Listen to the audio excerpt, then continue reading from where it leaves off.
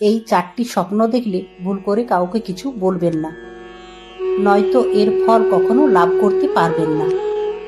জানার আগে আপনিও যদি মনে প্রাণে বিশ্বাস করেন যে বিপদে পড়লে রক্ষা করবেন ভগবান শ্রীরাম, তাহলে ভিডিওটি লাইক করে কমেন্টে অবশ্যই জয় শ্রীরাম লিখে যাবেন। নাম্বার 1, যদি আপনি স্বপ্নে ভগবান বা দেবী দেবতাকে দর্শন করে থাকেন, তাহলে এর মানে হলো আপনি খুব শীঘ্রই সফলতা পেতে চলেছেন। নাম্বার 2, স্বপ্নে যদি কখনো নিজের বা প্রতিবেশীকে মৃত্যুর স্বপ্নে দেখে থাকেন, এটি দেখা অশুভ নয়, এটি আপনার জন্য শুভ সংকেত নিয়ে আসে।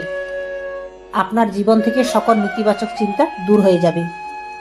নাম্বার 3, স্বপ্নে যদি কখনো সাপ দেখে থাকেন, ভুল করেও ভয় পাবেন না, কারণ এই স্বপ্নের জন্য আপনার ধন সম্পদ বৃদ্ধি পাবে।